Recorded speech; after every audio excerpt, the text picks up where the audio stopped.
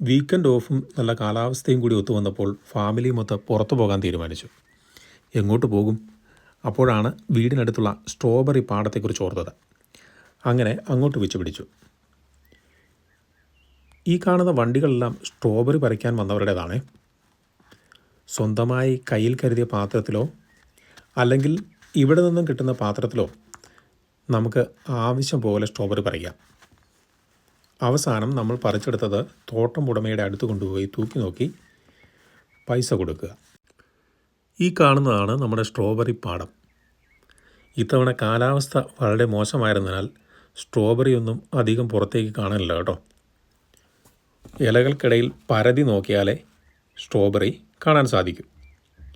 അങ്ങനെ കിട്ടിയ ഒരെണ്ണം രുചിച്ചു നോക്കാൻ മറന്നില്ല. നല്ല ജ്യൂസിയും ഫ്രഷുമായിട്ടുള്ള സ്ട്രോബെറി. ജർമ്മൻ ഭാഷയിൽ പറഞ്ഞാൽ ഷ്മെക്ക് ഗുഡ്, നല്ല രുചി.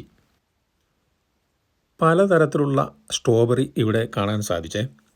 ഏഷ്യൻ, ഗ്ലോറിയല്ല, സെങ്കാന, അങ്ങനെ നീണ്ടുപോകുന്ന നിര. ഓരോന്നും വലിപ്പത്തിലും രുചിയിലും വ്യത്യസ്തമാണ്. കൂട്ടത്തിൽ എനിക്കിഷ്ടപ്പെട്ടത് ഏഷ്യനും ഗ്ലോറിയല്ലയുമാണ്. ഏഷ്യൻ വലിപ്പം കൊണ്ടും ഗ്ലോറിയല്ല രുചി കൊണ്ടും വ്യത്യസ്തം. നമ്മുടെ സ്ട്രോബെറി കളക്ഷൻ തകൃതിയായി നടക്കുന്നുണ്ട്. പക്ഷെ നേരത്തെ പറഞ്ഞ പോലെ ബക്കറ്റ് നിറച്ചെടുക്കാൻ കുറച്ച് പാടുപെടും.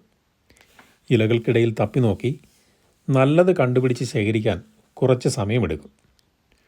കുട്ടികൾ രണ്ടുപേരും ഉത്സാഹത്തോടെ സ്ട്രോബെറി പറിക്കുന്നുണ്ട്. ഇടയ്ക്ക് കിട്ടിയതൊക്കെ ഉയർത്തിക്കാട്ടി ഫോട്ടോയ്ക്ക് പോസ്റ്റ് ചെയ്യാനും മറന്നില്ല.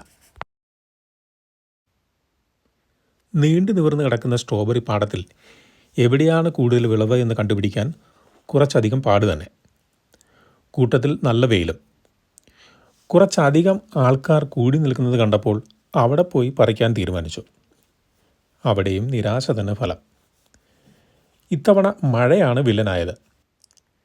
ഇവിടെ ഇപ്പോൾ 2 ദിവസം വെയിൽ തെളിഞ്ഞാൽ 2 ദിവസം മഴ, അല്ലെങ്കിൽ രാവിലെ വെയിലാണെങ്കിൽ ഉച്ച കഴിഞ്ഞ് മഴ. അതാണ് അവസ്ഥ. ഒടുവിൽ നീണ്ട നേരത്തെ പരിശ്രമത്തിനൊടുവിൽ ഒരു ബക്കറ്റ് സ്ട്രോബെറി പറിച്ചെടുത്തു. ഒത്തിരി കഴിച്ച് വയറ് നിറയ്ക്കാമെന്നോർത്താണ് പോയതെങ്കിലും ലഭ്യതക്കുറവ് തീരുമാനത്തെ ബാധിച്ചു. കിട്ടിയത് തോട്ടം ഉടമയുടെ അടുത്ത് കൊണ്ടുപോയി അളന്ന് തിട്ടപ്പെടുത്തി പണം നൽകി. നല്ല വെയിലായിരുന്നതിനാൽ അവിടെ വെച്ച് തന്നെ കുറച്ച് കഴിച്ച് വീട്ടിലേക്ക് മടങ്ങി. അപ്പോൾ വീഡിയോ ഇഷ്ടപ്പെട്ടാൽ ലൈക്ക് ചെയ്യാനും ഷെയർ ചെയ്യാനും മറക്കരുതേ. അപ്പോൾ അടുത്തൊരു വീഡിയോയുമായി കാണുന്നവരെ നന്ദി, നമസ്കാരം, ബൈ ബൈ.